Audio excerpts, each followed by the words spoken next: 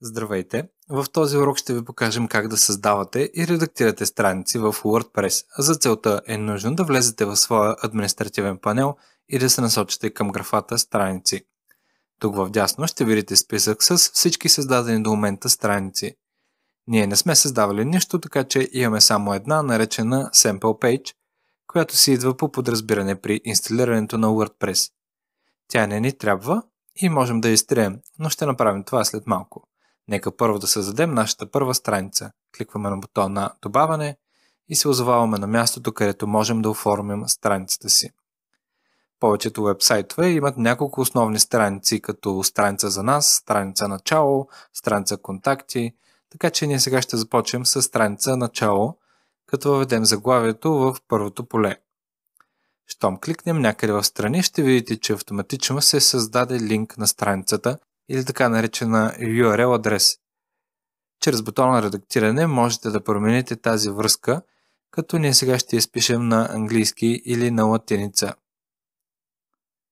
Натискаме добре и вече редактирахме връзката. По подразбиране, WordPress предлага обикновен редактор за обработка на текст и снимки, който виждате тук по-долу. Това е мястото, където вкарвате съдържанието в своите страници. Можете да правите това в режим на визуален редактор, който малко наподобява програми като Word или LibreOffice, или в режим на текстови редактор, където можете да въвеждате съдържанието под формата на код за тези от вас, които имат познания по езика HTML. Ние се връщаме сега на визуалния редактор и вкарваме примерен текст, за да ви покажем някои от функционалностите на редактора. Или както вече все повече хора са свикнали, текст едитор. Вярваме, че всеки от вас вече е работил с текстообработваща програма, затова няма да задълбаваме върху всяко от нещата. Но все пак, ето тук имаме удебеляване, курсив и зачеркване на думите. Създаване на номериран или неномериран списък.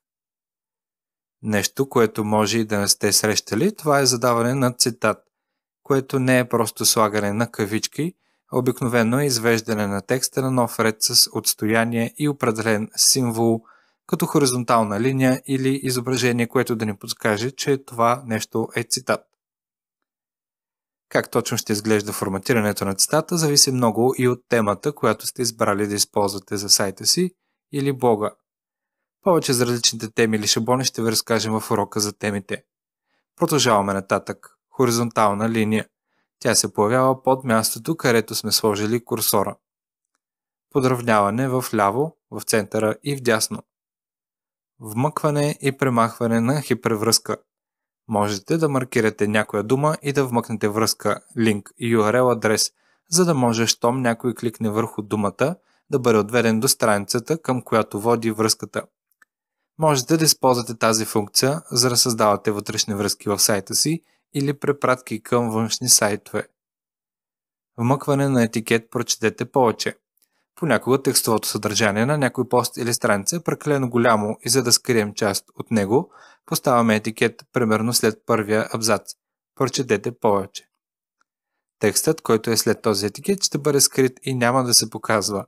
По този начин можем да запазим всички наши страници, постове или статии, които създаваме, да изглеждат еднакви, последователни и добре построени. А ако на някой му е станала интересна статията, може да кликне на бутончето "Прочетете повече" и скритата част ще се покаже отново. Следващия бутон показва допълнителните функции за форматиране, които притежава този редактор. Тук горе в дясно имаме режим за спокойно писане, който просто скрива всичко останало, за да можете да се съсредоточите върху самата статия, която пишете. Продължаваме с избор на формат на текста или сила на текста. Тук е мястото, където трябва да зададете типа заглави за отделните параграфи. Темата за заглавията е обширна и ще обърнем внимание малко по-нататък, но за момента запомнете, че задавайки определен формат, като например заглавие 1, 2, 3, 4 и така нататък, вие правите думата или фразата, която сте маркирали с различна важност за статията или съответно страницата и с различна големина. Както ще забележите, в опциите на този редактор няма функция за промяна на големината на шрифта, което означава, че ако искате да направите някоя дума или фраза да бъде с по-голям размер на шрифта и съответно по-добре видима за този, който разглежда статията ви, то трябва и да я направите и по-важна и с по-голяма сила и тежест. Първи по важност са заглавията 1, а последни от заглавията са тези от графата 6. Всички останал текст в публикацията остава в графата параграф. Както казахме, темата за заглавията е много обширна и за момента просто знайте, че е добре да подбирате заглавия, които да се явяват като ключова дума за цялата статия или за целия останал текст в статията. Не слагайте за заглавие цяло изречение, а по-скоро само дума или фраза. Следващи опции, които имаме, е подчертаване на текста. Нищо ново в това. Подравняване от двете страни или познато още като разпределяне по цялата ширина. Цвят на текста. Можете да маркирате някой текст и да му зададете друг цвят. Имате палитра с предложения, но можете и да си подберете някой специфичен. С напредването ви в WordPress все повече ще изберете опцията за избор на специфичен цвят, тъй като ще желаете проектът ви да изглежда максимално добре и точно по начина, по който го желаете. Обърнете внимание, че всеки цвят притежава свой собствен код. Получава се така, тъй като знаете възможните цветове и нюанси са стотици хиляди, даже милиони, и е нужно да се систематизират по някакъв начин. Това е световно признат стандарт за наименование на цвет. Можете да копирате този код, за да използвате същия цвят и в друга програма, като например Photoshop.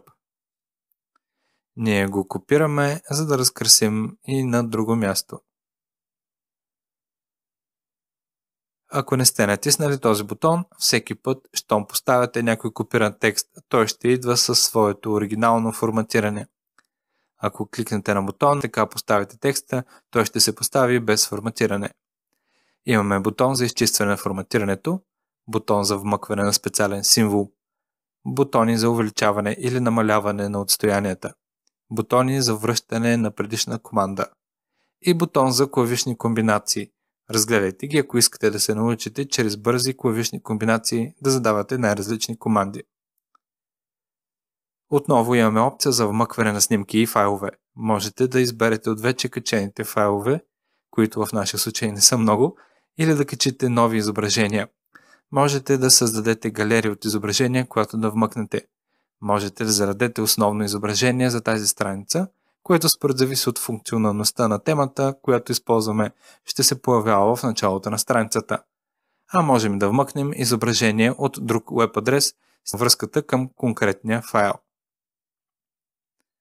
След като оформите добре съдържанието си, е необходимо да определите дали това да бъде основна страница или подстраница към някоя друга. Това можем да нагласим от полето ето тук. Ако искаме това да е основна или родителска страница, оставаме нещата както са си. Но ако желаем да бъде подстраница на някоя вече създадена, трябва да изберем на коя. Нужно е да изберем родител. И тук се появява списък на всички създадени до момента страници, за да си изберем родител. Но ние не желаем това и продължаваме нататък. След като сме готови, можем да изберем дали страницата да остане само като чернова, т.е. стигнали сме до някъде в работата по нея и ще се върнем по-късно да я довършим, или чакаща одобрение. Черновите и страниците чакащи одобрение не са видими за потребителите, защото съответно не са довършени или не са одобрени. Но ние сме готови и с нашата, затова след малко директно ще я публикуваме. Достъпността може да бъде публична, т.е. видима за всички, с парола, т.е. можем да зададем само хората, които знаят паролата да имат достъп до нея, или лична, за да можем само ние като администратори на сайта да я виждаме. Можем да изберем дали страницата да се публикува веднага или след време. И след това просто публикуваме.